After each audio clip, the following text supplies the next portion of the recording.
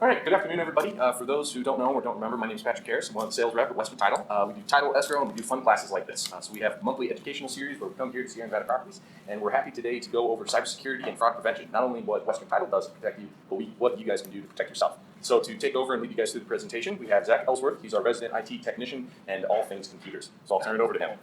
Yep. Like I said, I'm the IT manager at Western Title, and my first job in IT was in high school patching for the Y2K virus. So I've been around for about 20 years in the industry, and we've supported about 80 companies in the Reno, Tahoe area, including, if you've seen the local listing for Crystal Point up in Tahoe, that $75 million property. I was one of the people that did work for that house, because the house has its own server room, because that's what you have when you have $1 million house apparently. So this is something that we are all having to deal with all the time now. It is a fact of our lives. And today we're going to talk a little bit about what we do on our side to prevent things from happening to your transactions, and a little bit about what you guys can do to protect yourselves and your clients, because at the end of the day, it's your client's money. So this is from the FBI, from last year's statistics about internet crime. Those numbers are on a national scale, and you can see that $1.3 billion in losses in the top left. That is up from $1.06 billion in 2015. So $300 million increase over the course of 1 year, and over a 480% increase in title company fraud claims to the FBI. And you can see where the money's at and where people are buying, obviously, in their mid-30s and the over 60s, where the money's at. And this is the FBI's data on where these transactions are really coming from.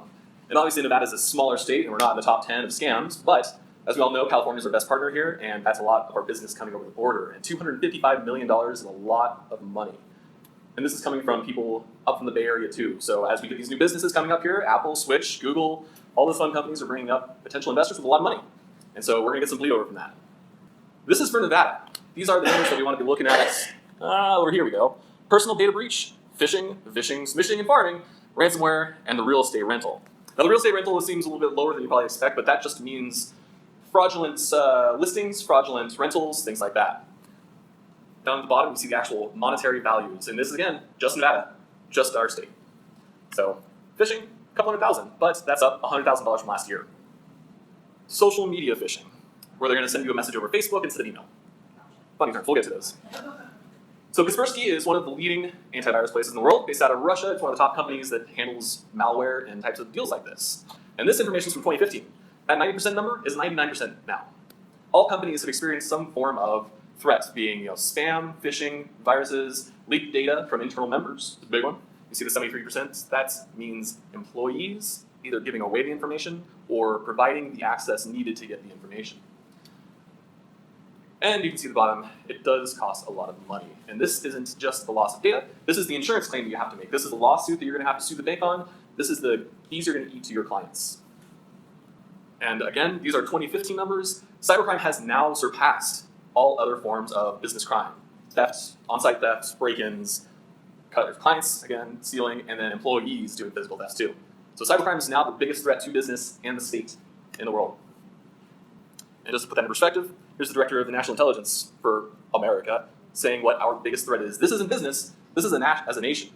Other nations are doing this to us, and this is happening at a nation level. So it's not just us, we just happen to be one of the vectors. So over the long-standing tradition of IT, we ramp up our security as needed. Obviously we're past the little cages and little server rooms now, but what does that really mean on what we do? So for us, we host everything out of our parent company, and we have sister companies across the West Coast with about 80 locations, and I think 7 or 8 title companies now, at least, if not closer to like 12 maybe. So we have an enterprise IT system. And what that means is that all of our branches, all 88 branches, have the same network routers, and everything's in place to create a private network. So data never leaves our private network. You can't get in, we can't get out. And we keep track of all of our emails. We archive every single email in and out of our systems. And we keep track of things going out like credit card numbers, social security numbers, and various other key identifying details that you shouldn't be putting in emails. You can transfer that information over a phone, but if you put that in an email, red flag, everybody stop, just don't. Because while we can say that our system is great, all we can do is the point-to-point between our email server and you guys. So we use a company called Zix. It's one of the top companies for mail encryption. And if your company uses Zix, it's as standard as you can get, super secure. But unfortunately, not everybody uses their endpoint encryption, and people use some free email services, which don't support as great of encryption, but a little bit lower security. So our gateway says, hey, whatever you can do, we will do that, the best of your abilities. We will make our best attempt to make this as secure as possible. So this is where it starts going onto your side too, to be proactive in your security on your side. As far as your customers' data, we have data backup going at all times into 3 different data centers on the West Coast: Oregon, Denver, and down in Texas. Texas, not West Coast, doesn't matter. But if we lose Oregon for whatever reason, if Denver gets wiped off the map, your customer's data is still backed up and protected. And if we need to get a document from yesterday that got deleted, it's super easy. If we lose a data center, we're back up within 1 day. The other side to this is the data loss prevention, and all that means is that we do not allow our clients, our customers, our employees to walk out of the company with any form of data. Can't put it on a thumbstick, email's all tracked, there's no way to get it out without being in trouble. We use Amazon AWS for Oregon, so there's 3 data centers in Oregon, they're within 50 miles of each other, so if one gets destroyed, the other 2 are up. Denver is one of the highest class certified data centers in the country, and then Texas is just a site for data recovery. So it doesn't host servers there, it only hosts backups, and we keep backups for I think 6 months of actual data. And then we're required by law to keep 7 years of escrow information transactions, but we keep all the way back to 2006 right now. Plus any transactions before that, we have the ability to pull up the financial records for those, back to 1999. So on your side, or inside of the company rather, we have a few things just to keep our employees from giving out the goods. The internal processes, as I said about the email checking, we keep those processes in place so that we know you're not sending out those credit card numbers, social security numbers out of emails. Inside of our system, we don't keep passwords in what we call plain text, readable text. They are all salted and hashed, as they are called, and not visible to even the admins in our system. So if you lose your password, we gotta reset it, we gotta have a phone call. We also don't allow everybody to save their logins for all websites, just so we don't have somebody sit down at a computer in an office and instantly have access to banks or wire information or anything secure that we would not want to have a random person sit down and have access to. And of course, the big one, wire changes. This is, of course, the worst thing going on in our industry right now. We get fraudulent wire change requests from spammers, phishers, whatever you want to call them. And anytime that's happening, we are notified and the investigation process starts. So if you want to make wire changes, do it over the phone. Make sure you're doing it over a known phone number and you'll never have a problem. And then of course we do audits internally. We get audited by our underwriters, obviously. We do internal audits and nightly checks on our outgoing and ingoing money. And random reviews and controls inside the company. So we're keeping track and pulling random files to make sure that these processes are being followed. How often do audits happen? State audits happen once a year. They just changed the law. We were audited every 3 years. They just changed it. State, so who is the state Division of division? Insurance. Plus the underwriters do There their are own. 7 underwriters that do yearly audits as well. So it feels like there's an auditor in our office about every month, to be honest with you. Some of them, the state looks at everything on a larger level, from expenses to title audits. The underwriters look at only the title and escrow portion of it, nothing else. Like the state now is every year. I think it's because of all of these things going on and the fraud that's occurred in the title and escrow world on our side. I think the state of Nevada is wanting to make sure that the companies that are here are doing things that they should. Our Department of Insurance is very proactive in a lot of ways. So, what can you guys do to keep yourself safe? We call it cyber hygiene. And the basics of it is to keep your life a little bit segregated. You don't want to be doing any personal emailing over your business accounts. You don't want to mix up your accounts. And honestly, if you're doing everything properly, you're going to have a different email account for billing things too. So, your personal NV Energy accounts, internet, anything that's a bill should technically have segregated out of your personal email address too. We understand it's another account, but if someone gets your password, you don't want to have any of those accounts overlapping passwords. Yeah, with regards to the billing thing, if you just go online on the example is just about energy, it's just fine, that's okay. You're gonna go there online. But it's attached to an email address. There's probably, like when you get your e-bills probably, they probably come to your main account that you signed up underneath. Here's the situation. Say you, for whatever reason, your password and email gets out. Your password happens to be the same as your personal email address account. Now they have your business account. They probably know your personal email account because at some point you probably emailed yourself something for whatever reason. Now they have access to your personal email, and that's attached to every single account that you have that makes a payment. So, considering that I'm next to ignorant to being high tech, do I have to transfer now everything? That's, yes, the unfortunate process for a lot of people, but it's one of those things where as you're paying bills every month, Yeah. you just pick that one month, say, okay, before I pay the bill, I'm gonna change the email address. It's, you go into your settings on nvenergy.com or whatever, inside of your profile, there's your email address.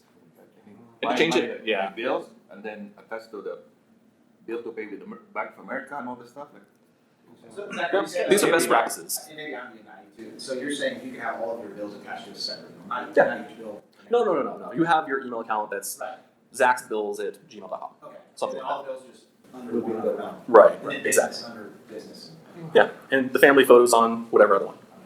I've got a question. Hmm? So if you pay through your bank, just you go through your bank account and pay Yep. through your bank, do you recommend still changing your email to that? Yes, just because it is still attached to an email address. So if someone did a password recovery on that account, that password recovery would go back to that email address, and if they have access to that email address, they could change the password to whatever they want. and take control over that account. I'm really concerned, Zach, because I got hacked my email address on my personal, just got hacked yesterday. Change your password already then? I didn't change it because when I might consult you or reserve me later on, because The longer- virus thing install first and then change everything or what? That would be the best idea. I would log in on a different computer and change your email password. So if that's the computer that you think you got attacked on, maybe you do one of the randoms out here, go through the webpage, charter.net or whatever it is, and then that's where you're going to want to change your password. Because any changes you make on that system that's infected, maybe, they might be able to see. So somebody emailed, all my friends got an email that we need Yeah, you need to change your email password. we need kind of this one. I'm sorry to bother you, but this is a bad time. I had to make a sudden trip to Manila, Philippines, Yep. which I do not live in Manila. I live in Cebu with You might want $1,000 or something for a plane The ticket. news is that I have an illness. My cousin has an illness. Hospital management deposit of $4,900 US for a surgery thing. Yep. And Laura got it too. Yep, time to change Laura password. in our office. That's how they get people. My understanding is our SMB email addresses are all encrypted. So using that, are you saying an open platform email, or are you saying? No. Stick with the business email. We'll wrap around to that towards the end, but your business email is going to probably be the most secure thing you have access to. Free email is secure enough, and that's about it. And our SMBhomes.com email is pretty much given. And you would think the RSAR, we've had a few of them for the RSAR, you know, you get your free email account through RSAR or something. I didn't even know that they had, but emails come through that says, you know, Daryl Plummer at RSAR.net, and you look at it and they know this isn't legitimate because it's RSAR. And we've had numerous ones of people trying to get into it, but Yeah. fire fraud on that. My experience was a listing. It was a listing of mine. The next day it came out on the social network as a rental. Yep. That's on that first slide we looked at, that rental and real estate, that's that type of fraud. Yeah. So, again, these are things that you need to report to the FBI. Report to whom? The FBI, our local field branch here. No, they investigate everything. Like every single case that we get, we send to the FBI. So this one, Zach, you recommend me that I report this to them too? Okay. Yep. And their local office is right next to ours on Casey. Yeah, what's your title, yeah? Yeah. There will be websites at the end of this presentation where if you. May have taken those off. Okay. But- Websites. I can bring one up on the web. Perfect. So these are our big ones that happen in our sector of the world. Phishing, whaling or spear phishing are specifically targeted ones where it's very obviously this person knows what the lender is, they know who the real estate office is, they know who the title officer is, and they're doing directed attacks. Phishing is kind of more of like that specific one you had there. That's a phishing attempt to, you cast out the net, get a few. Spear phishing is we target one person and we get them for a week or two at a time and hammer them until we get the information we need. And that's part of the social engineering. That's pretending to be the client, pretending to be the lender, inserting yourself in there and trying to get information out of them. One that you probably have heard about in the news is the ransomware. There was a big one a few weeks ago, the WannaCry, and CryptoLocker has been going around for about 2 or 3 years at this point.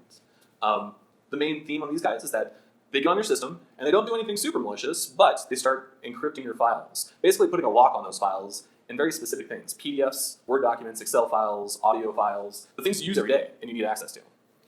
And what they'll do is they'll send out, we'll get that in a minute, but yeah, this is their full-time job. They'll say, hey, you're going to have to send us $300 in Bitcoins, which is a virtual currency, if you haven't heard about it, that is state agnostic. It's not an American currency, it's just an internet currency, basically. But it's hard to trace and used by scammers everywhere. So they say, send us $300 worth of Bitcoins and we'll send you the file that will unlock your documents. Most of the time, they don't send the file. And you just lost $300 to $3,000, depending on the scam. And then So email how files. do you go FBI right away for those or what? Yes, and we'll get over those too, because it's like shut down your computer, pull it off the network, tell Jeremy, then FBI, local police. So we have a few of our more common ones. You've got a good phishing one, but these are some spear phishing ones technically. You can see this one. This one is just a basic one that you might see from an IT service that obviously you guys get things from Jeremy, but eventually you'll get something like this where you have to click to update your account. The link goes out to some random site, and if you look at the email address, the IT service isn't going to come from student.iboro.ac.uk. It's going to come from snmphomes.com, Jeremy at S. So this is a nice, easy one. This is probably one of the example ones that we use to train our people too. Here's one that we received on July 5th. Again, the sender is the immediate send-off there. Karen Butler is a legitimate settlement officer, but why is she sending from a Rutgers.edu email address? No good reason. They copied her signature off of another email chain, and that's probably her email, that's probably her phone number, and those are the websites. But attached to this was a PDF file with a link to log into something else. Dropbox. You will never, ever, ever receive a link inside of a PDF file. That's basically the biggest red flag you're going to get. This was a PDF document, and that's the whole document. You click on that link, and it goes to an infected website that downloads the attack. No file sharing service is going to hide a link inside of a PDF. You'll get a Dropbox email. It'll come from Dropbox.com, and when you hover over the link inside of it, it'll say Dropbox in there. Dropbox.com. Yeah, like this one right here. This is one we got today, 11:15 this morning. This went out to probably a couple dozen people inside of our company, plus 300 other people inside of our parent company. So this hit pretty much every single title company on the West Coast. Again, first, we work with. yeah, this is a known person, friend of the company, whatever you want to call it. But the first thing at the very top, that's fgcu.edu again. You're never going to get something from a lender from an EDU. That's university. That technically is Grand Canyon University, which I'm not familiar with, but has bad email security. And the only other things that really stand out on this one is that attachment at the bottom. It's not actually an attachment. It says PDF on it, but when you hover over it, that's a link to a badminton site. Obviously an infected website that is not a lender. Again, when you click on the link, it takes you to the attack site, and this specific one asks you to log in using your email address and password. And I'm sure you've all gotten those. Click here to download your documents from a lender, from us, from somebody. But they're always going to be the same links. If you're getting something from us, you're going to see from zach@westerntitle.net, and that link in the body of the email, get your docs, you hover over that, it's going to be docs.westerntitle.net. You always want to verify those two. So if you see up there, that little address in the brackets, that's probably the reply to address. When it came to us, it probably looked like whatever that IT service come from. But from what we see on an IT side, we can tell what server it's coming from, and we know what server it's supposed to be coming from, and that's where we can tell this is obviously not real. But we do have a list of the things that are easy to look at towards the end here. This is our phishing timeline. And we think that these happen quickly, but these things plan themselves out over months. First, you're going to get targeted possibly through some business associates that have already been compromised, possibly from finding your info on the website. Most businesses put their C-level employees, the CEOs, CFOs, people like that, on their website, and all of their agents. So there's this free data out there with your name, your email address, and they just start pushing at you. They'll send you those emails. You click on one, you get into their network. Once they have your password, they're going to sit on that, and they're going to watch your transactions. They're going to watch the emails coming in, going out, so they know when you're getting close to the end of the transaction, getting close to the end of the month, really, you're busy, it's easier for them to jump in and start doing fraudulent wire instructions, whatever they need to do. After that, if they get the fraudulent wire instructions through and the money goes out of the bank, at that point, everybody is now liable. There was a couple court cases in 2016 that went over the liability for some of these things. We have some court cases here later, but there is a percentage that is on you as the realtor. There's a percentage of liability on the title and escrow office, and then the lender. So everybody shoulders some of that hundreds of thousands of debt that comes out of the fraudulent transaction. Once it's off, it's off. If your email account is the one that's compromised, you shoulder the responsibility. Okay, but if it's not, If it's the lender, then you get partial just because you did not review those instruction changes for your client. It's a little goofy, and it's kind of a per state thing, but since this is going over state lines, these are now federal here's crimes. that. Verify. Good thing it hasn't happened to me, but the sad part in reality, the escrow officer also sometimes don't answer the Yep. phone. Right. Yep. Right. The same day. Yeah. It'll take them another day. I know that we're not the only customers. Right. I know that the world doesn't work around us too. But But I think in those circumstances too, Call you marketing. can call me, hey, listen, I'm trying to get hold of Joanna, I know she's busy, we need to change the amount from 106 to 115, we're gonna send an email as well, but we want to verify that you're getting this done correctly. I mean, any of us, top to bottom, Yeah. then at least we just have that comfort of knowing, There hey, you go. listen, Oscar called, we're comfortable with this, we talked to the borrower and we're good with this now. It's just when we get the emails last minute, that's when things get, that's why everybody, a few of these companies got in trouble, because, okay, we'll just change it, then there's different wiring instructions, we'll change it, hit the button, and it goes out, guess what, just went somewhere else instead of. it's nice to know we have options now. There are two things, it's very fortunate that we use you guys, because normally we don't use you for that. Yeah, if you need to get in front of an escrow officer, But there's another thing, the day that I heard about this money fund, I was having a client write some bugs that day for closing, and we were like, everybody was scrambling at the last minute. The escrow officer never sent any documents to the client, she sent them all to me, so I forwarded everything to the client. So then I would have been responsible for the wiring, so I called the client immediately and I said, don't wire, just don't wire. Just when you go to your bank, just don't wire, just, we'll do something else, but don't wire, because we didn't, we just heard that story. And Man, that's the problem, is it's so scary. but I know as a realtor, if I would never take responsibility of an escrow officer, and she had not been sending, that buyer was her client too. And so I will not take, being a good realtor, take on duties of making sure everything gets sent. and you shouldn't. Well, The lender should be doing their thing. Well, three escrow officers did that, and I was like, okay, I'm learning my lesson, Yeah. not to take on their Yeah, definitely. Yeah, everybody's got to do their part. And everybody gets into constant crush, you gotta get things done, I understand that, but sometimes going back to the old cashier check and doing stuff in that manner. Yeah. It helps things out, I know it delays the process, there's lots of other things involved. Those are there for your safety, the safety of your clients. It really is, it's a lot more safe proof than a cashier. So we've got a few case files here that we're just gonna run through pretty quick. This one, pretty easy. They had access to the bank accounts, which we don't usually have anywhere except inside of our escrow software. So in this case, they actually got access to a system and made a wire transfer out. $440,000 to an offshore bank. They didn't even notice until the next day, and at that point, the money is gone out of Cyprus and Lord knows where. Forensics showed that they had been watched basically for 6 months, so they knew their targets, they knew the transactions, and were able to slip right in. And in this case, this isn't you as an agent. This means us as an agent. So the title company had to make up missing funds and sue the bank. In this case, in 2014, I believe this was.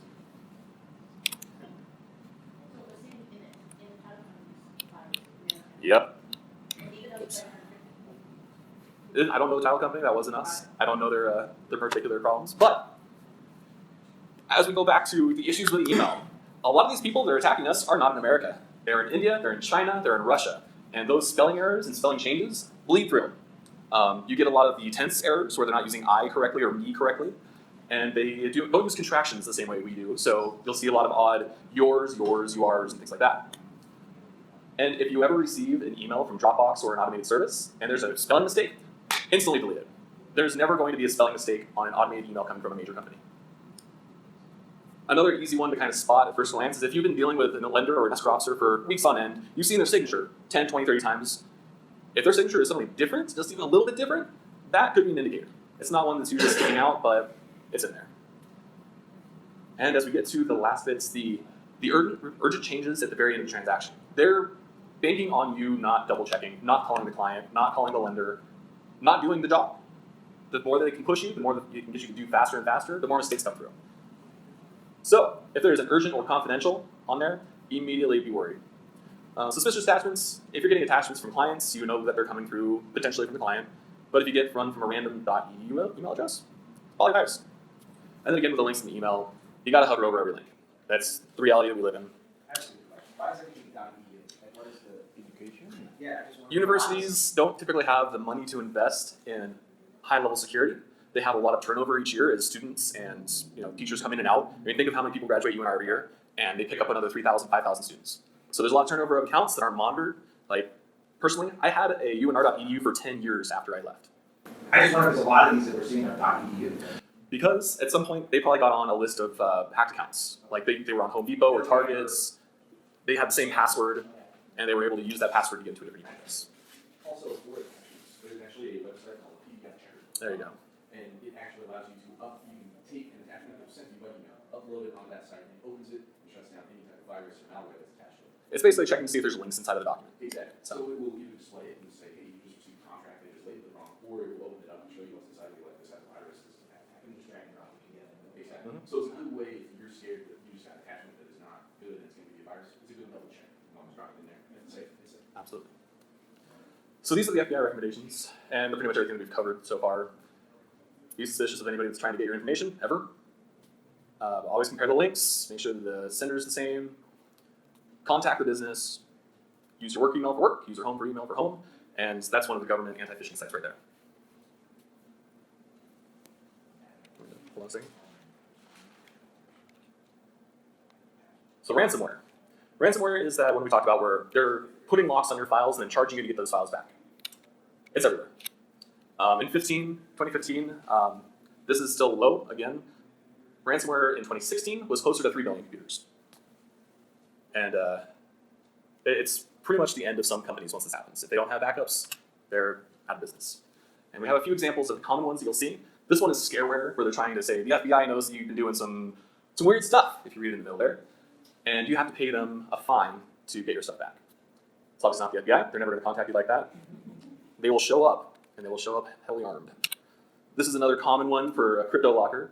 Again, they're saying send $100 US, and then we have the address scanned out there. And they give you a time limit on this one. If you don't do it within that time limit, you don't get the decryption key even if you pay. They will never give you your files back. And another pop-up one that comes up a lot.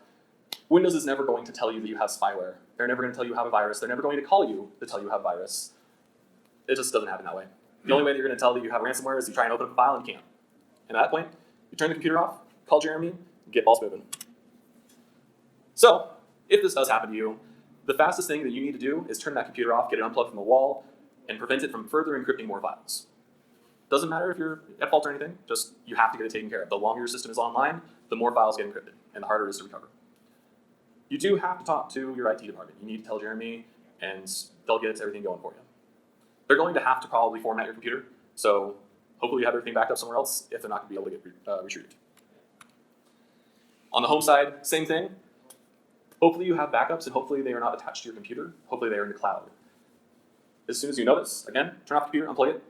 Contacts. IC3 is the Internet Crimes Consortium, something. That is the FBI. And depending on which variant you get, sometimes older ones can be decrypted, sometimes not. And then, again, if you've ever used your home computer for business, start changing passwords for everything. A few more easy ones for red flags and emails. Foreign banks. It's rare, it happens, but that's something that your buyer or seller is going to be talking about up front. They're going to tell you up front that they don't have the US bank. And if that changes at any point, that is the immediate red flag, shut down everything, and get everybody together to see what's going on.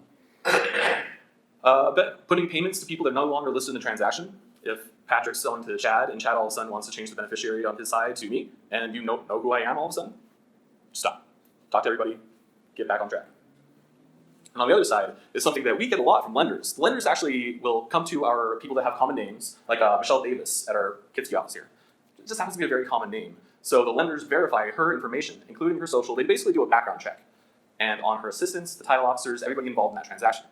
So the lenders know that we're good. And that happens a little bit more for people with Latino names and just very, very common names, John Smith, things like that. So if you see all of a sudden someone emailing you from us that you've never heard of before, probably not us. You gotta step back, make a call. And when in doubt, call. So a few more case studies of kind of the same themes where on this side, this is a lender that was compromised. Sent an email from the right server, had the right email signatures, all the links were great. They sent wire instruction changes and the escrow company dropped the ball. And $655,000 later, that money is gone, except for the second there you see, they were able to recall one of them out of the two while it was in process, only because they found the first one first. And that is a lot of luck on their side. Another one, a fax of all things from a lender, probably an East Coast lender. There's a lot of lenders on the East Coast that you've never heard of and that seem like they might be scams off the top of your head, but are actual lenders. But they made odd changes to the payoff amounts, the statements, and calculations. Everything's a little bit weirder. They probably didn't use the same version of Calibri or whatever the font is that they're using. And the email address was a little bit different. Hey Zach, how many of those cases have we had internally actually Western with the wire fraud stuff? Attempted, or how many have actually gone through? Attempted, lots. We personally haven't had a case that has gone through. We've caught some at very tail end. As soon as things start really stacking up in those red flags, they'll throw it to me and I'll take a look. Our president will take a look, and we'll bump that up to our corporate counsel too. So we're having our corporate offices take a look at some of these files too. The only reason I'm asking is I know we keep looking at case studies, but this is stuff that we're seeing Daily. Yeah. I showed you the one that we got this morning, half an hour before we came over. Last one I think here. This is from a mom and pop company for title insurance. And this is actually a scam that happens to all industries where the president, air quotes around president, will email someone in their accounting department and say, hey, we need to do a wire transfer for X amount of money. And usually the accounting department's like, I don't know why you would ask me for this, and that's when it stops. But in a title company, obviously that means a little bit something different. They didn't really follow a lot of policies in place that made the changes necessary. And they actually were able to block all this just because those policies were in place and they didn't have to track down money, didn't have to do anything weird in the background, nothing screwy with names. So I know all of you guys, the title escrow world, you're always using different people. You don't have the option to use your title company of choice. I would just say, and we have a lot of new companies coming into town, when you're working with a company you never have, ask them what policies they have in place and what their safe proof is for these things. Just to keep yourself safe and your client safe, just ask them, what are your procedures and what do you guys have in place to protect myself and my client? And just ask them, see if it happens. And I can tell you, everybody I know in this town, the larger title, everybody has pretty much the same policies in place, the same structure. But I know that there's smaller ones, and I'm not saying that they don't. Just ask them to make sure you guys are. Yeah, that last one hadn't worked. Get a list of what we should look for from the title companies, like what are the procedures? Yeah. No, Patrick can just shoot you a copy of like our internal procedures and what we require of our people, and ask them, do you have these things in place? And that way, you guys feel comfortable. Is it is it okay for us being ignorant to this new title company that we don't know? We will try to ask your help. Are these companies legit in a way? Well, Is I that mean, the shortcut in a way? I can at least, I can give you information and let you know who their underwriters are. That's the best part of it. All the companies here, even the small ones, have large national underwriters. So those are the underwriters that come in, like I said, and audit us. So they're going to require these safe proofs on their end. Where you get trouble is if they're brand new, they haven't been audited yet throughout the year, and they say, yeah, we put all these things in place, but they haven't quite done it yet, and they're audits or whatever. I think by just asking the questions, 99.9% of all of the people in this town, I'll tell you that confident, is they're using these same procedures. But just to make sure, and just so they know, hey, these guys are on top of things and they're asking the right questions, we'll give you this. Yeah, that's why I always kind of biased towards Western Title. Let's go with Western Title. But you're the company that the preliminary report has those color coding, green, yellow, and red. It makes me feel a little bit comfortable in a way. Well, we have people on staff, like a lot of companies don't have the larger, we're kind of a middle-sized company. We're the largest in Northern Nevada, but we're not on global scale, we're not international. But we have a footprint in the Western United States. But the good thing is we have internal people like Zach there in our office. A lot of even larger companies and smaller companies don't have an internal IT person in the office. Zach walks around, I have a problem, he comes right over to my desk, so that escrow has something, he comes over, we're not sending an email back to New York saying, hey, will somebody take a look at this, and by that time, Yeah, you don't have a 24-hour turnaround on IT work. so, yeah, we'll give you a list, and that way you can say, if you have these things in place, we make you feel more comfortable as long as you have everything in place to help with these things. And as you can see, down at the bottom it says Westcor Land Title Insurance Company. That's one of our underwriters. This is where the base of this presentation came from. So the underwriters are giving these pieces of information out to the companies. So brand new title company should theoretically have something from their underwriter. These are just some last little weird things that you might see. Like we said, that these people are coming from China, India, and Russia. Their emails come on those time zones. So I know a lot of us are really busy and like to work until 2 or 3 a.m. sometimes. No? All right. That's just me. No. But if you're receiving an email from your lender at 4 a.m. in the morning, that lender is probably not the one that said that. That's pretty easy one to check out. Again, someone not related to the transaction getting involved, international, and last minute changes. Again, phone calls. Always make a phone call. Oh, and this is a final good one here. I'm sure everybody uses a free email account provider for their at least personal stuff. There are some that are better than others, but they should not be used for business. There are a lot of AOL accounts out there still in the wild. They are one of the worst, only less worse than MSN.com. If you have an MSN account, it's basically free game. It's open season. You want to be using your business accounts because the business accounts are tracked. They are legally, liability, all of those things tracked in the back ends. So when the court case goes, you can say, here is my audit trail. I don't have anything wrong inside of my system. And social media. I'm sure everybody has a Facebook or Twitter or something now that you use to interact one way or another with clients. Never tell anyone you're going on vacation. Do not put on your Facebook page that you're going on vacation. Number one, because local thieves are going to come to your house and they know who you are. You're obviously a public figure technically. They can find your records. They can break into your home. Same exact thing for cybersecurity. If you say you're going off to the Galapagos for 2 weeks and you're not going to be able to check your email, guess who's checking your email? Not you. Somebody else taking over your account. Another, again, request for secrecy or immediacy, just delete it. And that last little tip there, this is one you don't hear a lot, but in regards to that reply to that we talked about a little bit earlier, if you hit reply, it's going to automatically go to whoever the sender wants you to reply to. If you hit forward and then type in the address that you want to send it to, solves that problem. Nice and easy one, underutilized by a lot of people. And if you ever suspect anything, you stop. You make the phone call, and you get back on the horse and keep moving on. Because the only vulnerabilities in a lot of our systems are ourselves and what we do to keep track and keep on top of our own personal security. And that's all we can do. We can all be the best that we can in our own protections on our clients.